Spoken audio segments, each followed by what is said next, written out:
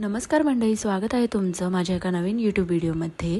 तर मिहिराने गणपतीच्या दरम्यान 5 दिवसाचा आमच्या बिल्डिंगखाली गणपती होता. तर ज्या ज्या स्पर्धा होत्या तर त्या सर्वांमध्ये तिने पार्टिसिपेट केलेलं आणि तिने खूप एन्जॉय केलं. आणि तिच्यासोबत आम्ही दोघांनीसुद्धा खूप मजा केली. कारण गणपतीचे हे दिवस आणि त्यानंतर दिवाळी हे मेन सण आहेत आणि त्यामध्ये एन्जॉय नाही करणार तर कधी करणार. तर मिहिराने तरी वसूल केलेलं पूर्ण गणपतीची सुट्टी 5 दिवस तिने एन्जॉय केलं.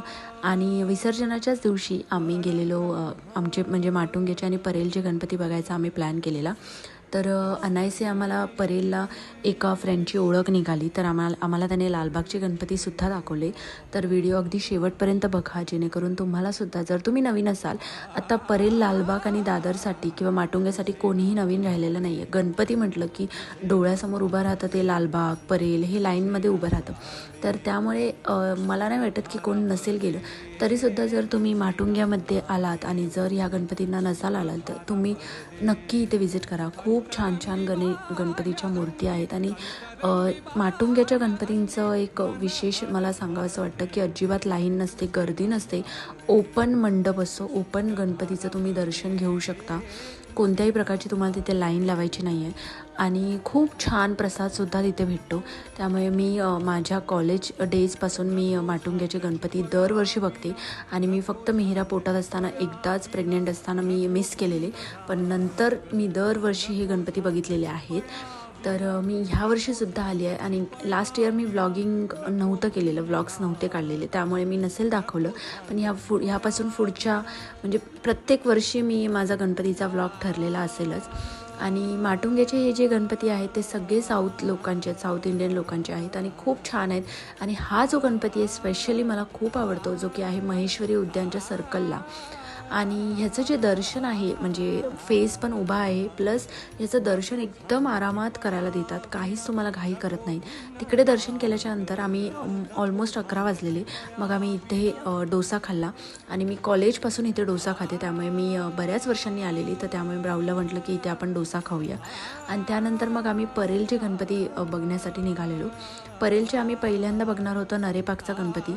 आणि मी राहायला आधी म्हणजे माहेरी मी भोईवाड्यामध्ये राहायला होते, तर त्यामुळे ते सुद्धा गणपती खूप जवळचे होते. मी लालबाग नाही म्हणणार, पण परेलचे गणपती खूप जवळचे आहेत. तर त्यामुळे मी नरेपाकच्या गणपतीला आधी जायचं ठरवलं. तर टॅक्सीने बऱ्याच दिवसांनी आम्ही चाललेलो, बऱ्याच वर्षांनी टॅक्सीने म्हणा, कारण ठाणे सिटीमध्ये प्रॉपर पूर्ण रिक्षाच आहे. तर टॅक्सीने पण एक वेगळीच फिलिंग होती. आणि मला जुने दिवस आठवले, दादर टीटीचा ब्रिज वगैरे, तर त्यामुळे मी प्रॉपर त्याचा व्लॉग केला. आणि त्यानंतर आम्ही नरेपाकला पोचलो. नरेपाकच्या गणपतीला एवढी गर्दी होती आणि जो विशेष पास होता, म्हणजे पास घेऊन पण त्याला तेवढीच लाईन होती, त्यामुळे आम्ही लांबूनच बाप्पाचं दर्शन घेतलं. आणि मला खरंच मनापासून तो गणपती बघायचा होता, पण माझा तो फक्त आणि फक्त गर्दीमुळे राहून गेला आहे. त्यानंतर आम्ही आलो लाल मैदानाच्या गणपतीला, जिथे की माझी मैत्रीण आधी राहायची इथे, तिचंसुद्धा इथे माहेर होतं, त्यामुळे ह्या गणपतीला पण यायची खूप सवय लागलेली. आणि इकडचा बाप्पा खूप गुटगुटीत आहे, त्यामुळे मला तो खूप जास्त आवडतो.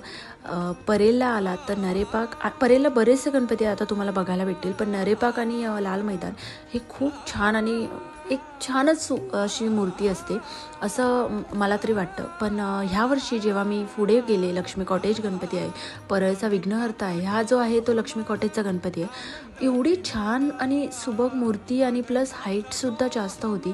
त्यानंतर हा कृष्णनगरचा आहे, म्हणजे माझी एक फ्रेंड राहायची इथे आणि एक मित्रसुद्धा राहायचा, ते लोक आता इथे नाही राहत, पण इकडची मूर्तीसुद्धा मला फर्स्ट टाईम एवढी मी बघितली आहे की एवढी छान होती. आणि परळचा विघ्नहर्ता इथे तुम्हाला तुंबाड पिक्चर जो आहे त्याचं जे चलचित्र आहे ते सुद्धा इथे होतं, पण ते संध्याकाळी 7:30 नंतर होतं. पण गणपतीची मूर्तीसुद्धा इथे खूप छान होती. आणि मला हे तिन्ही परेलचे गणपती खूप आवडले. मला जास्त करून लक्ष्मी कॉटेजचा गणपती खूप जास्त आवडला. परेलचे गणपती बघायला गेले तर खूप सगळे म्हणजे मोठ्या मूर्त्या असतात. आणि मला नव्हतं वाटलेलं की परेलचे एवढे सारे गणपती असतील. मी फक्त लक्ष्मी कॉटेजचाच मनात धरून चाललेले, पण आम्हाला अजून गणपतींचं दर्शन मिळालं. आणि त्यानंतर मग आम्ही जेवले नव्हतो, कारण डोस्याने भरपूर पोट भरलेलं. सो राहुलच म्हणाला स्वतःहून की चला आपण पोलीस लाईनमध्ये जाऊया, म्हणजे जिथे मी आधी म्हणजे माझं माहेर होतं.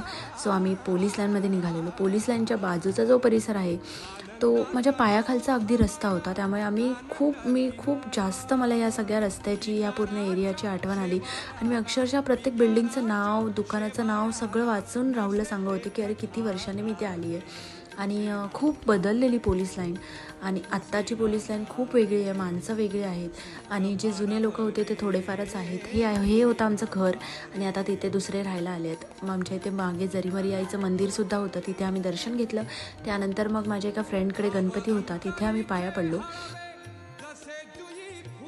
तिकडून दर्शन झाल्याच्या नंतर मग आम्ही घरीच निघालेलो. आमची ट्रेनसुद्धा होती AC ट्रेन, पण माझा एक फ्रेंड भेटला, सो मग आम्ही लालबागचे पण त्याने 2-3 गणपती आम्हाला दाखवले एक्सेप्ट राजा, कारण तिथे भयंकर गर्दी असते ॲज युजल दरवर्षी. त्यामुळे आम्ही तो नाही बघत, इकडूनच आम्ही त्याचे पाया पडलो बाप्पाचे चिंतामणीच्या दारातूनच आणि मग आम्ही घरी जाण्यासाठी ट्रेन पकडली. AC ट्रेन आम्हाला भेटलेली, त्यामुळे खूप निवांत वाटलं. आणि मग संध्याकाळी आमच्या बिल्डिंगच्या बाप्पाचं विसर्जन होतं, तर ते सुद्धा आम्ही एन्जॉय केलं, नाचलो. मिहिरासुद्धा नाचली, राहुलसुद्धा नाचला आणि मी सुद्धा.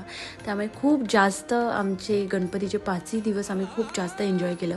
आय नो की सगळेजण एन्जॉय करतात, कारण गणपती हा सणच असा आहे की खूप जास्त एन्जॉय करता येतं ॲज कम्पेअर टू दिवाळी. बाप्पाला सगळ्यांनी छानपैकी निरोप दिला. मिहिराने सुद्धा शेवटी खूप छान बाय बाय केलं. तिला आधी समजत नाही आहे अजून एवढं की बाप्पा कुठे निघालेत, तर मी तिची समजूत काढली आणि मग तिने छान बाय केलं. तर असा गेला आजचा आमचा दिवस. व्हिडिओ आवडला असेल तर नक्की लाईक करा. बाय.